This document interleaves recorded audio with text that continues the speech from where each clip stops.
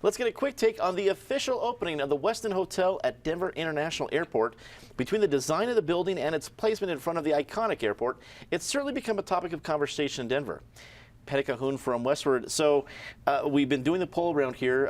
What's your official take? Whale tail, ship, wings, other? Mustache. And it is Movember, so it's mustache month. Makes So sense. I think it's appropriate that it opened. Great that we've got the hotel out there finally. We've got another thing to talk about besides the devil horse. You know, love it or hate the architecture. And come April, we will be able to take light rail all the way to Union Station. The press release announces it's only going to be 37 minutes to get to Union Station.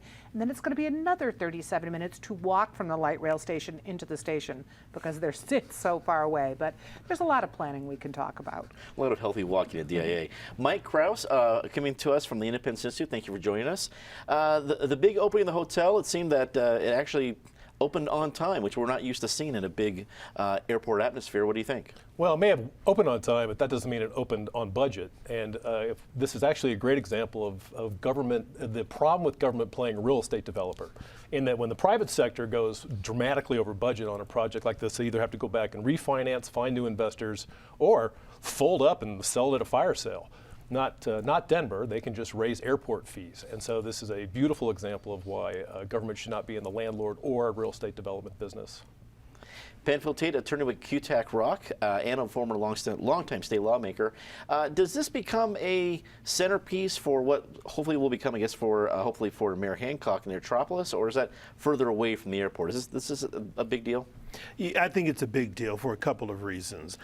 First, I agree with Patty. Of course, it's a mustache. Everybody who looks at it knows that. And it is a centerpiece for him. And just as Mayor Webb completed DIA after Mayor Pena started it, this was Mayor Hancock completing something that someone else sort of started, which is sort of the normal order of things. It's how things should be. So it is huge for him. I don't know if it necessarily plays into the Aerotropolis piece, just because it is situate right there by the terminal, and some of the other development is going to be further away, but it shows that there's at least the ability and an interest in getting some development on site. And who knows, maybe another day Mike and I can debate whether government ought to be in the real estate development business. There are times when it makes sense. You look at the downtown Webb building, you look at the Justice Center that Denver's built, you look at some of the other cultural amenities, you can make them work. You just have to figure out what your horizon is in terms of when you consider them viable or not. And Ben Gill, public affairs consultant, wrap it up for us.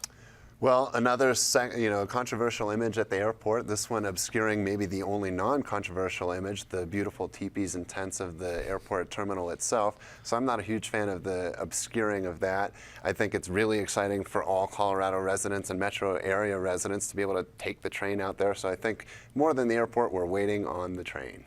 Makes sense to me. I'm very excited about the train myself.